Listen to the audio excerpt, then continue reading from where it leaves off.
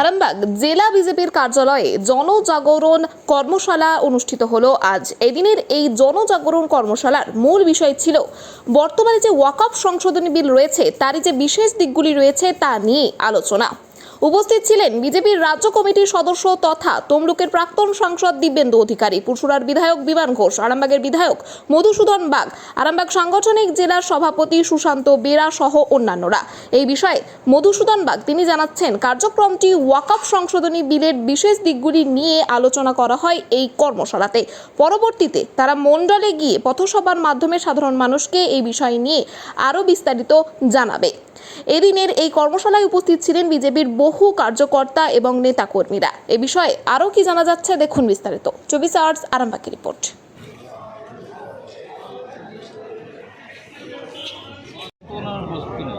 পার্টির কর্মী হিসেবে পার্টি যদি কালকে সকালবেলা বলে আপনি দার্জিলিংয়ের পাহাড়ে চলে যান, যেতে হবে 365 ঘন্টা 24। ওইটা একটা ওয়ার্কশপ ছিল, যেটা উনি বলতে পারবেন আমার থেকে বেশি ভালো। দাদা, দীঘায় জগন্নাথ মন্দিরে দিলীপ ঘোষ গিয়েছিলেন উদ্বোধনের দিন এবং সিএমের সঙ্গে সাক্ষাৎকার করলেন, কি বলবেন? উনি অত্যন্ত শ্রদ্ধেয় নেতা। দীর্ঘদিন তিনি সঙ্গের সাথে ছিলেন, তার পরবর্তীকালে রাজ্যের সভাপতি হয়েছেন, সাংসদ হয়েছেন, বিধায়ক হয়েছেন। তার সম্পর্কে যা বলার ইতিমধ্যে আমাদের রাজ্যের সভাপতি এবং আমাদের মুখপাত্র যিনি আছেন শ্রমিক ভট্টাচার্য বলে ফেলেছেন। আমার মুখ দিয়ে দিলীপবাবু সম্পর্ক, আমার সাথে তার সম্পর্ক অত্যন্ত মিষ্টি এবং আশা করব আগামী দিনেও সেই মিষ্টি সম্পর্ক হয়ে যাবে। কাশ্মীরের ঘটনা নিয়ে কি বলবেন? কাশ্মীরের ঘটনা নিয়ে বলার কোনো ভাষা নেই।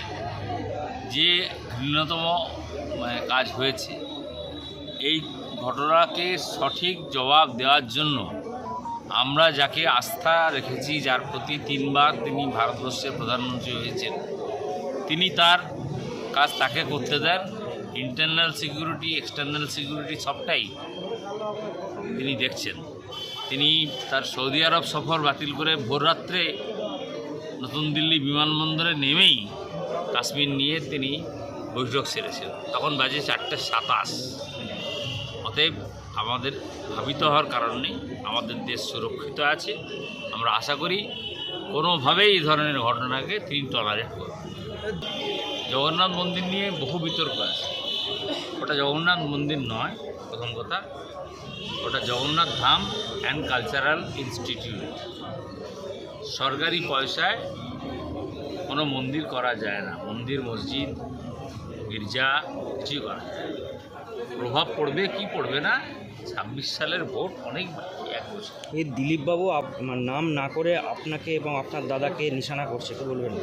সৌভাগ্যের বিষয়, তিনি যদি আমাকে আমার দাদাকে নিশানা করেন, আমার কাছে সেটা সৌভাগ্যের বলে মনে হচ্ছে। দেখুন, ওদেশের যোজনা অনুসারে প্রত্যেক জেলায় যে কার্যক্রম হচ্ছে, এটা ইনডোর কার্যক্রম। উনি ইনডোর কার্যক্রমে এসেছিলেন, সেখানে ওয়াকফ সংশোধনী জনজাগরণ যে আমাদের অভিযান চলছে সেই বিষয় নিয়ে উনি এসেছিলেন। আরামবাগ সাংগঠনিক জেলা উনি প্রথমবার এলেন। উনি মেদিনীপুরে এক সময় সমস্ত জেলাতেই কাজ করেছেন, এখন ওনাকে দায়িত্ব দেওয়া হয়েছে হুগলিতে। উনি এখানে এসেছিলেন, উনি কার্যক্রম করে বেরিয়ে গেলেন। আজকের কার্যক্রমটা ছিল ওয়াকফ আইন সংশোধনী যে বিল, যেটা আমাদের লোকসভা এবং রাজ্যসভায় পাস হয়েছে এবং আইনে পরিণত হয়েছে, তার আসল দিকটা কি, এর মধ্যে ত্রুটি কি আছে, মানুষকে খেপানো হচ্ছে, ভুল বোঝানো হচ্ছে। আমাদের কর্মী কার্যকর্তার নেতৃত্ব সবাই যাতে বিলটার A to Z জানতে পারেন, সেই জন্যই আজকে জনজাগরণ কর্মশালা আমাদের পার্টির পক্ষ থেকে নেওয়া হয়েছিল এবং সেখানে ভারতীয় জনতা পার্টির রাজ্য কমিটির সদস্য এবং তমলুকের প্রাক্তন MP দিব্যেন্দু অধিকারীজি তিনি উপস্থিত ছিলেন। পথসভা করে আমরা মানুষকে জানাবো যে এর আগেও দেখুন, যখন 370 এলো তখন ভারতবর্ষে একটা উত্তাল পরিস্থিতি তৈরি হয়েছিল। আবার যখন CAA এলো তখনও একটা উত্তাল পরিস্থিতি তৈরি হলো। এক শ্রেণীর মানুষ সরকারি সম্পদ লুট করা, গাড়ি জ্বালানো, অগ্নিসংযোগ করা, ভাঙচুর করা, আন্দোলন করা, এ সমস্ত পশ্চিমবঙ্গ তথা ভারতবর্ষকে একটা অন্য জায়গায় নিয়ে গিয়েছিল। আসন্ন জামাই ষষ্ঠী উপলক্ষে এবার সুখবর আরামবাগবাসীর জন্য। আসন্ন জামাই ষষ্ঠী উপলক্ষে কলকাতার বিশিষ্ট বুটিকদের নানান সুন্দর সুন্দর সম্ভার নিয়ে যেমন শাড়ি, রকমারি গয়না, বেড কভার নিয়ে রিক্রিয়েশনের আয়োজন করতে চলেছে বুটিক শাড়ি প্রদর্শনী ও মেলার। প্রদর্শনীটি অনুষ্ঠিত হতে চলেছে আরামবাগ পিসি সেন রোড ছায়াবাণী সিনেমাতলার কাছে আরামবাগ রামমোহন হলে। তারিখ 5, 6, 7, 8ই মে 2025, 4 দিন সকাল 11টা থেকে রাত 9টা অবধি। বুটিক মেলায় থাকছে ডিজাইনিং তাঁত, কুর্তি, মলমল, ব্যাঙ্গালোর সিল্ক, তসর, মটকা সহ ভ্যারাইটি শাড়ির সম্ভার।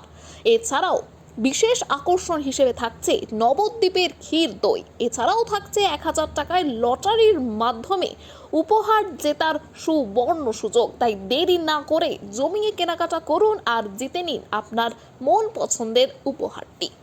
সন্তানের পরে মন বসছে না, প্রচুর পরিশ্রম করেও আপনি আশানুরূপ পারিশ্রমিক পাচ্ছেন না, যার ফলে আর্থিক সংকট আপনার জীবনে দুঃখ এবং চাপের ছায়া ফেলেছে। দেনার ভারে জর্জরিত স্বামী স্ত্রীর মধ্যে প্রতিনিয়ত ভুল বোঝাবুঝি বেড়েই চলেছে। নতুন বাড়ি কিনেছেন কিন্তু সেই স্বপ্নের বাড়িটা যেন আরো দুর্ভোগ নিয়ে এসেছে আপনার জীবনে।